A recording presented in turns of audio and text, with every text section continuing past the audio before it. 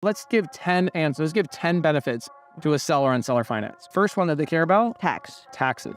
Capital gains, right? So in a seller finance situation, we have ways to mitigate a seller's tax implication by structuring the deal properly. It's number one. Number two, the seller gets way more money with us than they do through a traditional sale. Not even remotely close. So I'm actually confused why a seller would even sell on traditional at all. You're willing to take a discount versus what I'm willing to pay? I'll pay you more money than what the property is worth today to make sure I lock in terms that stick with me for a long amount of time. So that's number two. Now, what's in third one? How do Chinese people say number three, by the way? How do we list it? Wait, do list. There you go. They do this, okay? So number one, more capital gains. Number two, more money. Number three, what do we got? Monthly paycheck in the mail. Monthly paycheck in the mail. So it's true passive income. Guys, you see this property with a boarded up building, the boarded up thing right there? Guys, so this property needs to be renovated. If I'm the owner of this property, is this a true passive asset or do I have maintenance on it? Yeah, maintenance and headache.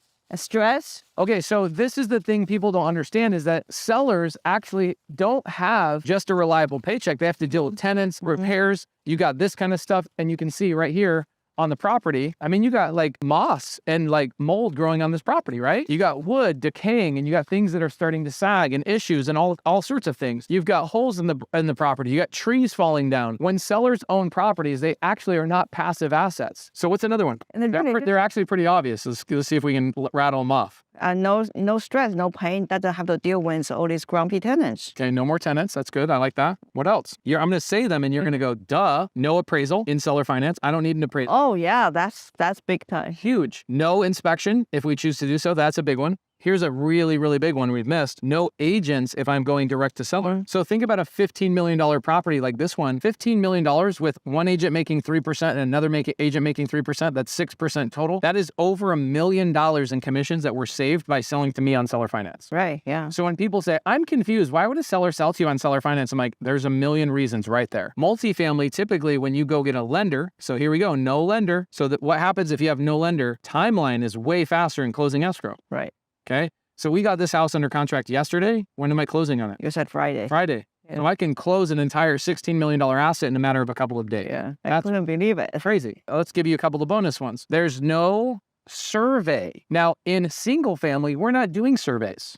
That's right, yeah. In multifamily, your surveys sometimes cost $80,000. Ooh, that hurts. It hurts, and guess who pays that? Could be the investor, or it could be the lender, or it could be the seller. It depends on. So I didn't have to borrow money from Angela, which I borrowed money from Angela on this particular deal, but I didn't have to borrow money from her to pay for a survey that was just wasted money. The survey's already been done on this thing a long time ago. I don't need to do another survey, so it saves money there. So now we got 11 reasons why. Okay, 12th reason why is because there's a secure tie to their investment. So let's say a seller sells with an agent on this deal.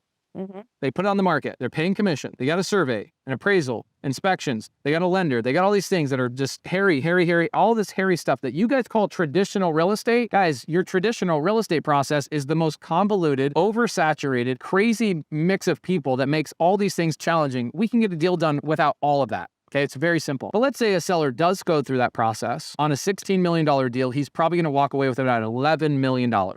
Wow. Okay, $11 million. What is he going to do with that $11 million? They're going to take that $11 million and in their retirement, they're going to live on that $11 million and eat away at it. What would be better is maybe loan me the money to buy the property from you. So be my seller, finance me. I'll make steady payments to you every month. Angela already listed that. But more importantly is the security that loan is attached to is an asset that you actually understand as the seller. Seller owns this property for 10 years. That's right. How amazing is it? Yeah, absolutely. Wouldn't you do that? You go, yeah, I already know the asset. I know if you die or you get abducted by an alien, I know I can just come back in there and operate that process again. After you gave me a down payment, you made monthly payments to me, you improved the property, I get all that back. Yeah. It's actually the safest investment for a seller to make is to sell it to you on seller finance.